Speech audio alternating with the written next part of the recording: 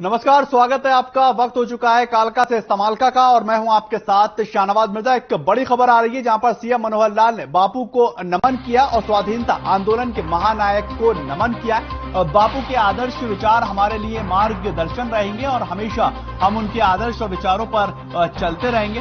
साफ तौर पर आज 2 अक्टूबर और पूरा देश जो है वो गांधी जयंती मनाता हुआ दिखाई दे रहा है। सीएम मनोहर लाल ने भी बापू को नमन किया और उन्होंने कहा कि स्वाधीनता आंदोलन के जो महानायक हैं उनको हम नमन करते हैं और उनके जो आदर्श हैं, जो उनके विचार हैं, वो हमारे लिए प्रेरणा का स्रोत हैं और आगे भी हम उनके ही मार्गदर्शन पर चलते रहेंगे। और जिस तरह से वो एक मैसेज कन्वे लोगों से किया करते थे, वो एक हमारी युवा पीढ़ी को भी समझना चाहिए और उन्हीं के आदर्श, उन्हीं के विचारों पर आगे बढ़ते रहना चाहिए।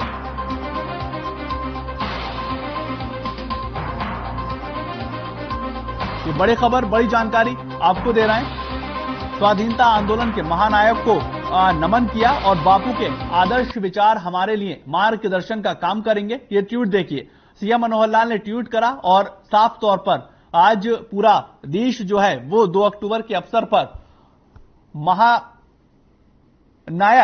यानी कि महात्मा गांधी को याद कर रहा है, उनको नमन कर रहा है और सीएम मनोहर लाल ने भी अपना ट्वीट के जरिए उनको याद किया।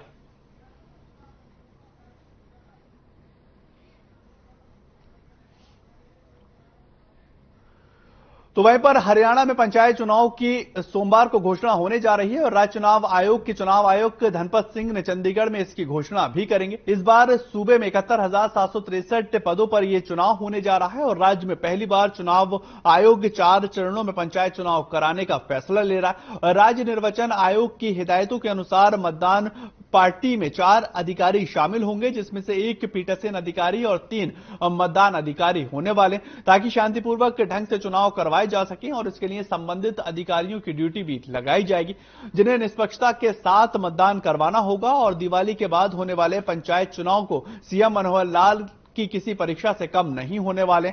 वहीं पर भारतीय जनता पार्टी के प्रदेश अध्यक्ष ओपी धनखड़ के लिए भी सूबे के पंचायत चुनाव किसी कसौटी से कम नहीं है और कुल मिलाकर हरियाणा भाजपा के लिए ये चुनाव काफी अहम होने वाले हैं।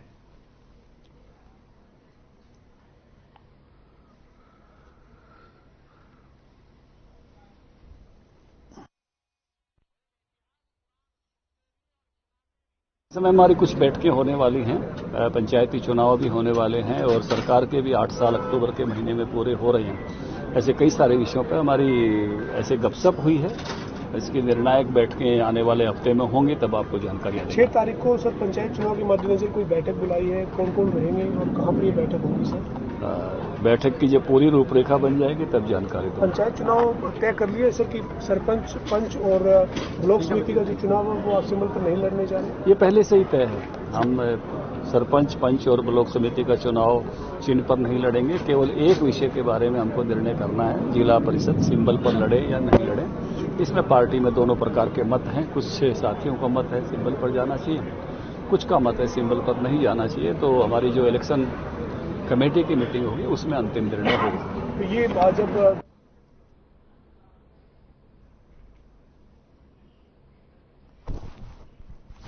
आपको पता है पंचायत चुनाव जल्द होंगे। सोमवार को चंडीगढ़ में चुनाव आयोग इसकी घोषणा करने वाला है और काफी लंबे वक्त से इसका इंतजार था।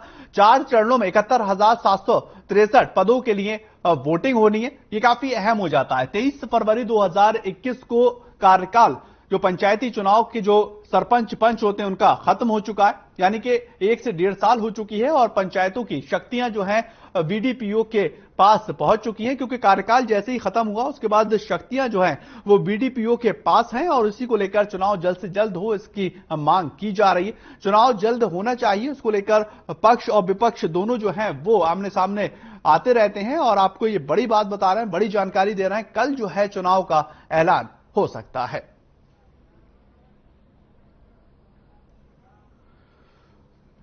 तो वहीं पर खबर यमुनानगर से है, जहां पर राष्ट्रपिता महात्मा गांधी और लाल बहादुर शास्त्री की जयंती मनाई गई और इस मौके पर शिक्षा मंत्री कंवरपाल गुर्जर ने स्वदेशी खादी प्रोडक्ट के शोरूम का उद्घाटन किया है और वहां पर ये कहा कि आज ही के दिन पार्टी की ओर से जिले के कई जगह कार्यक्रमों का आयोजन किया गया। दूसरी ओर कांग्रेस ने गांधी जयंती के मौके पर निगम कार्यालय के बाहर महंगाई, बेरोजगारी सहित कई मुद्दों को लेकर अपना धरना प्रदर्शन दिया और इस दौरान कांग्रेस के पूर्व जिला अध्यक्ष ने कहा कि देश में महंगाई, बेरोजगारी और भ्रष्टाचार तेजी से बढ़ रही है, जिस पर जल्द से जल्द लगाम लगाने की जरूरत है। और इसके अलावा यमुनानगर के विधायक घनश्याम दास अरोड़ा और मेयर मदन चौहान के नेतृत्व में पेपर मिल में महात्मा गांधी की प्रतिमा पर माल्यार्पण भी किया गया और इसके बाद स्वच्छता अभियान के चलते कई इलाकों में झाड़ू भी लगाई गई।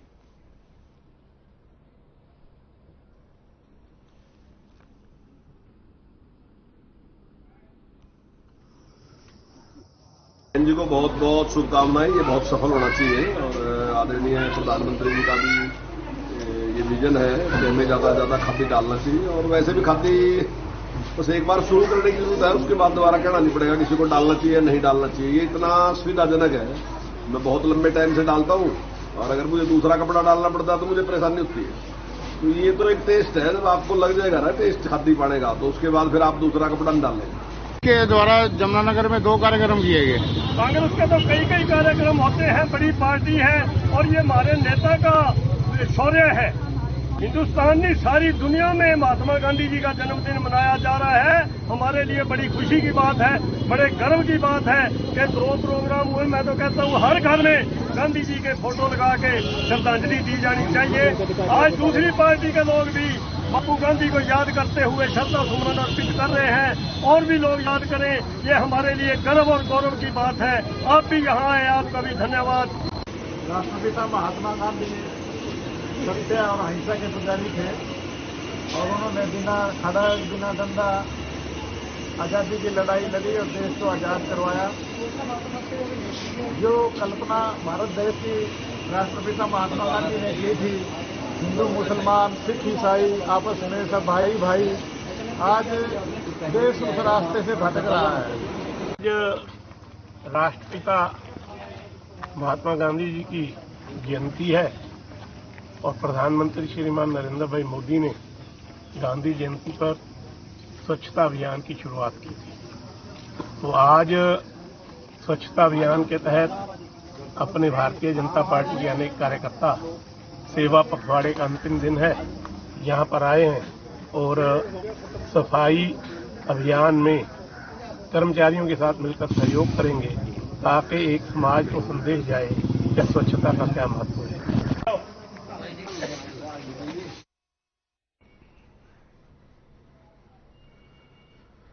खबर पानीपत से आ रही है, जहां पर पानीपत जिले के समालखा कस्बे के गांव कोहाड़पाना में एक युवक की तेज धार हथियार से हत्या कर दी गई और स्थानीय लोगों के अनुसार युवक के गांव के ही 4 लोगों से कहासुनी हो गई थी, जिसका बदला लेने के लिए आरोपी ने युवक को बीती रात गली में रोक लिया और उस पर चाकू से हमला कर दिया गया।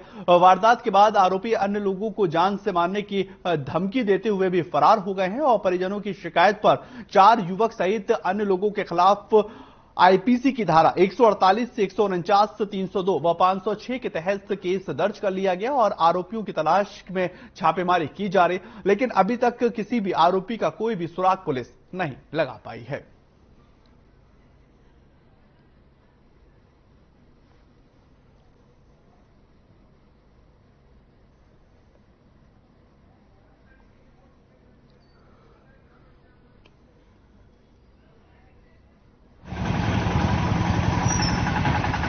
समर्पण शुरू का प्राप्त हुआ मनोज कुमार बरोडे लाया है, तो शिलोक समालखा में पहुंचे थे। वहां पर इसका चाचा वीरेंद्र नवदीप चंद ने दरखास्त पेश की थी। उसने बताया कि दिनांक 30/9/22 को रामलीला रेलवे स्टेशन के पास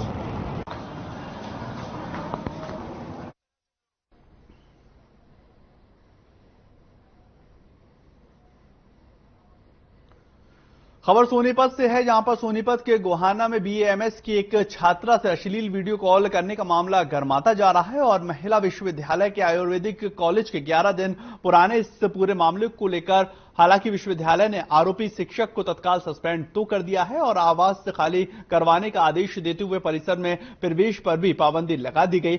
लेकिन छात्राओं ने आरोपी शिक्षक को बर्खास्त करने की मांग की है और मेडिकल कॉलेज के मुख्य प्रवेश द्वार पर ताला जड़ दिया गया है और हाथों में बैनर लेकर नारेबाजी करते हुए प्रदर्शन किया गया।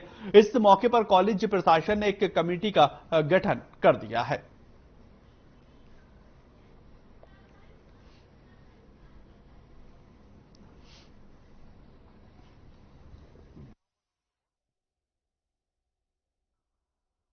इस बारे में अभी कोई बात नहीं हुई है, ना हमने उनको अभी तक कुछ कहा है। लेकिन हमारे कॉलेज में जो बातें चल रही है वो ये है क्योंकि ईयर 2012 में ऐसी कंडीशन पहले भी हो चुकी, कुछ खास कदम पहले भी नहीं लिया गया था। टीचर्स ऐसे ही घूमते हैं, बीच में भी कोई घटना हुई है तो थोड़ा बहुत ऐसे ही सिंपल सस्पेंड करके वो ऐसे ही यहाँ पे घूमते हुए नजर आते हैं।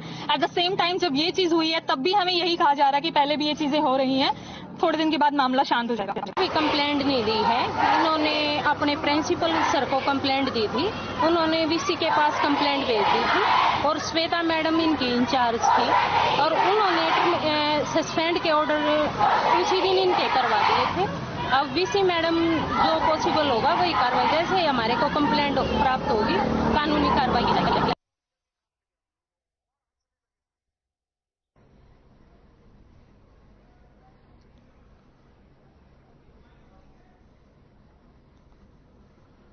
यमुनानगर में हो रहे अवैध खनन के मामले में हाईकोर्ट ने कड़ा रुख अपनाया है और हाईकोर्ट ने हरियाणा एंटी करप्शन सोसाइटी द्वारा दायर जनहित याचिका में जिला यमुनानगर में अवैध खनन पर सरकार से नई रिपोर्ट मांगी। हरियाणा एंटी करप्शन सोसाइटी के प्रदेश अध्यक्ष एडवोकेट वरियाम सिंह ने बताया है कि साल 2017 में यमुनानगर में हो रही अवैध माइनिंग और खनन सामग्री से भरे ओवरलोड वाहनों के कारण राष्ट्र संपत्ति यानी कि सड़कों को भी नुकसान पहुंच रहा, जिसको लेकर हाईकोर्ट अपना कड़ा रुख अपना चुका है।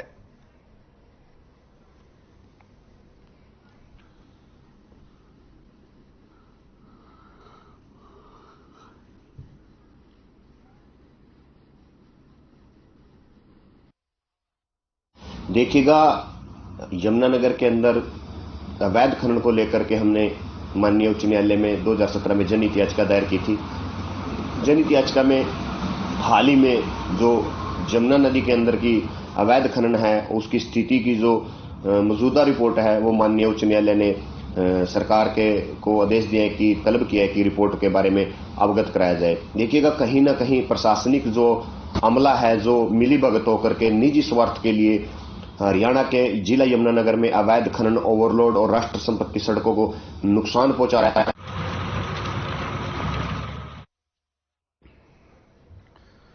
यमुनानगर की आप तस्वीरें देख रहे हैं जहां पर हाईकोर्ट ने सरकार से रिपोर्ट मांगी है और ओवरलोड वाहनों से सड़कों को भी काफी ज्यादा नुकसान पहुंचता है क्योंकि वो राष्ट्रीय संपत्ति है। अवैध खनन को लेकर हाईकोर्ट सद हो चुका है और अवैध रूप से जो खनन हो रहा है उसको लेकर भी हाईकोर्ट अपनी टिप्पणी कर चुका है।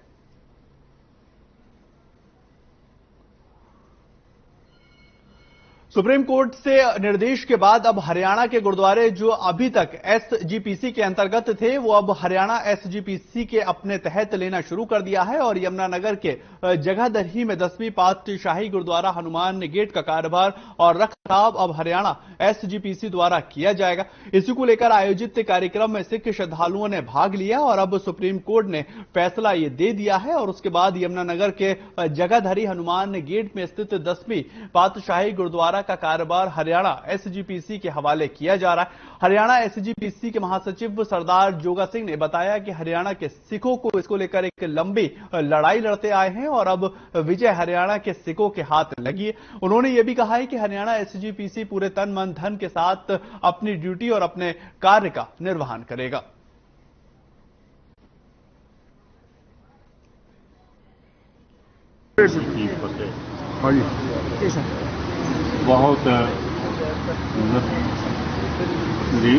बहुत लंबी अटूर तो बाद जो फैसला सुप्रीम कोर्ट ने दिता है, असी इस ਸੁਪਰੀਮ ਸਾਹਿਬ ਦਾ ਮੈਂ ਉਹਨਾਂ ਦਾ ਧੰਨਵਾਦੀ ਹਾਂ ਕਿ ਉਹਦੇ ਬਾਅਦ ਜਿੰਨੀ ਵੀ ਸਿੱਖ ਸੰਗਤ ਜਿਨ੍ਹਾਂ ਨੇ ਮਤਲਬ ਇੰਨਾ ਸੰਘਰਸ਼ ਕਰਕੇ ਇਸ ਜੋ ਮੁਹਿੰਮ ਸੀ ਉਹਨੂੰ ਸਿਰੇ ਚਾੜਿਆ।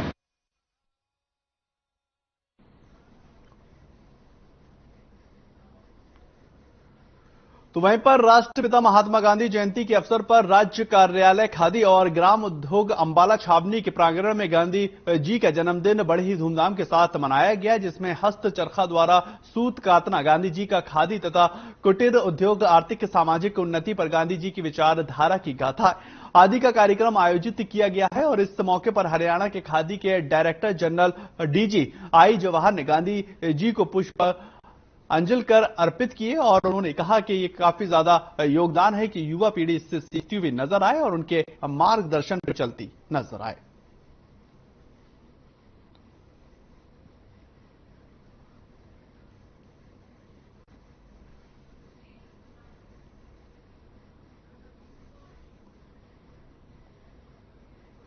ये अंबाला की खबर आपको बता रहे हैं, जहां पर गांधी जयंती पर एक कार्यक्रम का आयोजन किया गया और आयोजन में गांधी जयंती की यानी कि गांधी जी की जो विचारधारा है उसको लोग स्वीकार करें और उससे प्रेरित हों, उसको लेकर ये कार्यक्रम रखा गया है।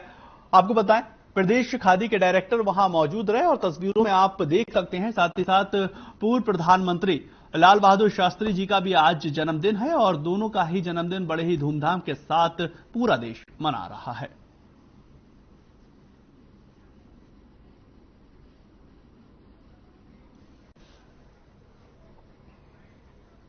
चलिए छोटा सा ब्रेक, जल्द हाजिर होते हैं।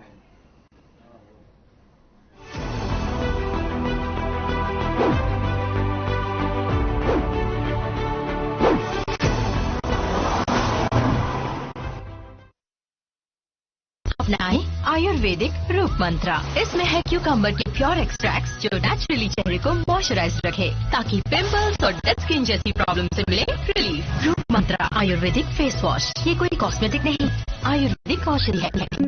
Hey mom, hey, look, I can download a song really fast. I can make dosas faster. Must be joking. Bus, 3 easy steps. Mix with water, spread batter, fry. गाना डाउनलोड हुआ? नहीं, पर तब तक मैं इडली बनाती हूँ। हमने बनाया किड्स से। अगर आप पत्रकारिता के क्षेत्र में करियर बनाना चाहते हैं तो हम सिखाएंगे आपको इलेक्ट्रॉनिक मीडिया के हर गुण। जल्दी करें, साधना एकेडमी फॉर मीडिया स्टडीज में एडमिशन शुरू हो चुके हैं, सिर्फ कुछ ही सीटें बची हैं, तो देर बिल्कुल न कीजिए। हमारा कॉन्टैक्ट नंबर है 9999131700, 9999131800 या फिर आप हमारी वेबसाइट www.sadhnamedia.com पर विजिट कर सकते हैं। आप हमें noida.sams@gmail.com पर ईमेल भी कर सकते हैं। 100% जॉब प्लेसमेंट की गारंटी। आज ही संपर्क करें। पंजाब है जसप्रीत का ठिकाना, मुंबई है आदर्श का आशियाना, केरल का गोविंद निवासी, कोलकाता में जन्मे है काशी। हर हिंदुस्तानी की शान, ARB बियरिंग जोड़े सारा हिंदुस्तान। अरे रंगों का उमंगों का, अरे रंगों का उमंगों का जज्बा कहाँ रुकता है। मन साफ है तेरा अंदर तो बाहर दिखता है। हर रिश्ते का एहसास रखते हैं, हर घर में अपनी पहचान खास रखते हैं। हम निर्मा एडवांस हैं, मन की तरह कपड़े भी साफ रखते हैं। निर्मा एडवांस। हर बीमारी के उपचार के लिए देखिए हमारा खास कार्यक्रम नाड़ी वैद्य कायाकल्प, प्रतिदिन प्रातः 11:30 पर हर खबर पर एवं साय 4:30 पर साधना प्लस न्यूज पर। Hey mom, hey, look, I can download a song really fast. I can make dosas faster. Must be joking. Bus, 3 easy steps. Mix with water, spread batter, fry. गाना डाउनलोड हुआ? नहीं, पर तब तक मैं इडली बनाती हूँ। हमने बनाया किड्स से। पंजाब है जसप्रीत का ठिकाना, मुंबई है आदर्श का आशियाना, केरल का गोविंद निवासी, कोलकाता में जन्मे है काशी। हर हिंदुस्तानी की शान, ARB बियरिंग जोड़े सारा हिंदुस्तान। अगर आप पत्रकारिता के क्षेत्र में करियर बनाना चाहते हैं तो हम सिखाएंगे आपको इलेक्ट्रॉनिक मीडिया के हर गुण। जल्दी करें, साधना एकेडमी फॉर मीडिया स्टडीज में एडमिशन शुरू हो चुके हैं। सिर्फ कुछ ही सीटें बची हैं, तो देर बिल्कुल न कीजिए। हमारा कॉन्टैक्ट नंबर है 9999131700, 9999131800, या फिर आप हमारी वेबसाइट www.sadhnamedia.com पर विजिट कर सकते हैं। आप हमें noida.sams@gmail.com पर ईमेल भी कर सकते हैं। 100% जॉब प्लेसमेंट की गारंटी। आज ही संपर्क करें।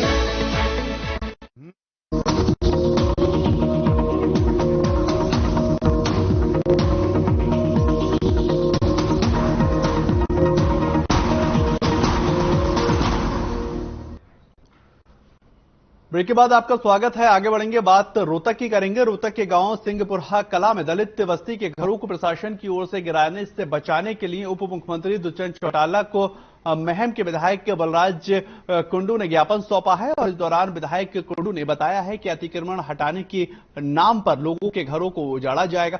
सरकार का काम लोगों के घरों को बनाना है और उजाड़ना नहीं।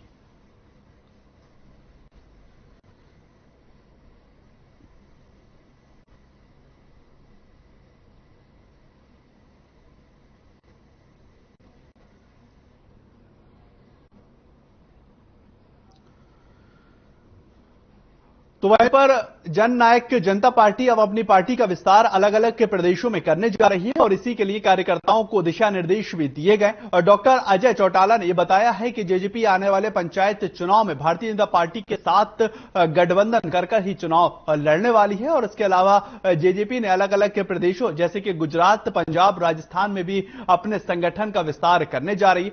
इसके साथ ही अब उन्होंने इनेलो पर भी जमकर निशाना साधा है।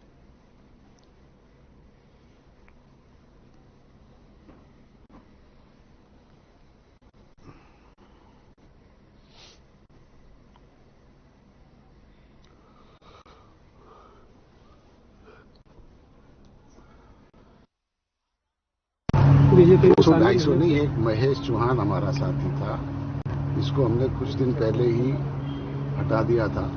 इस वजह से वो निराश होकर के उधर चला गया। इससे पार्टी को कोई फर्क नहीं, इससे क्या फर्क।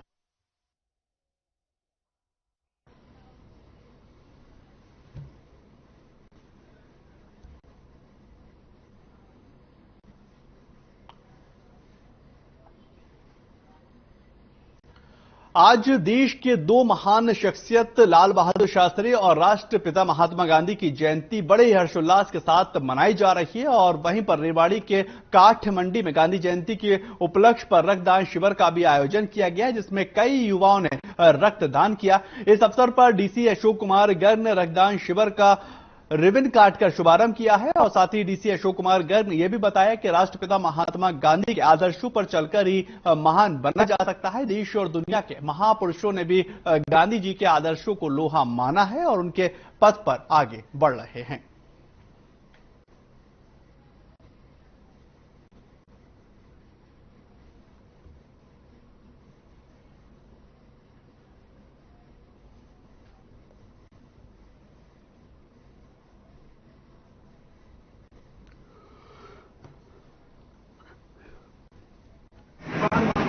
सबसे पहले जब मैंने दिया था, सबसे पहली बार, तो डॉक्टर साहब ने मना कर दिया था, आप कमजोर से दिख रहे हो, आप नहीं दे सकते।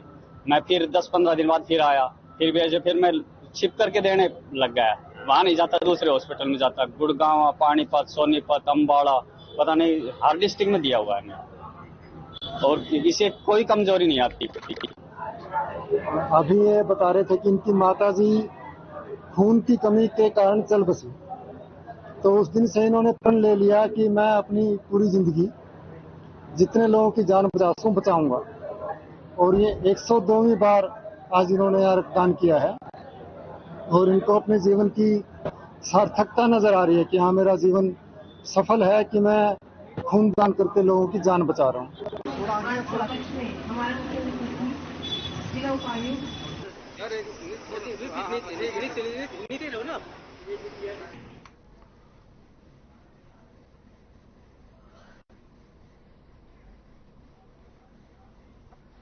इस वक्त एक बड़ी खबर आ रही है उत्तर प्रदेश से, जहां पर जो कानपुर का हादसा हुआ है उसमें उत्तर प्रदेश के मुख्यमंत्री योगी आदित्यनाथ ने दुख व्यक्त किया। कानपुर हादसे पर सीएम योगी ने अपना जो दुख है वो व्यक्त किया। मृतक के परिजनों के प्रति संवेदनाएं। सीएम योगी ने आर्थिक सहायता की घोषणा की है।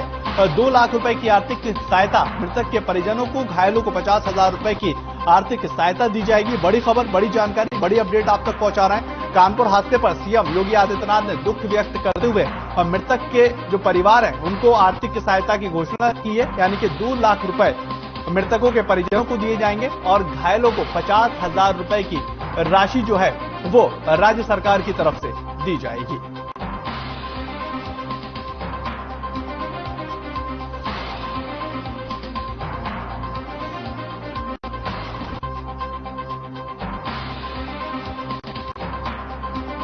उत्तर प्रदेश के कानपुर में हादसे के बाद ये ट्वीट देखिए, जहां पर योगी आदित्यनाथ का ये ट्वीट आया है। इस दुर्घटना में जो जनहानि हुई है वो अत्यंत दुखद है। मेरी संवेदनाएं जो परिजन है उनके साथ हैं और साफ तौर पर योगी आदित्यनाथ जो मृतक के जो पीड़ित परिवार हैं उनको लेकर जो है संवेदनाएं व्यक्त कर रहे हैं। 2 लाख रुपए की आर्थिक सहायता की जो घोषणा है वो की गई है और जो घायल हुए हैं इनमें उनको 50,000 रुपए की भी आर्थिक सहायता दी जाएगी।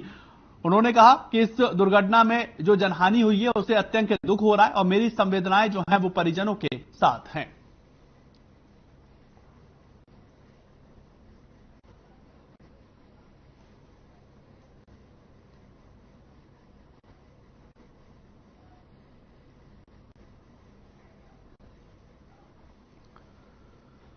चलिए फिलहाल इस बुलेटिन में इतना ही। नमस्कार।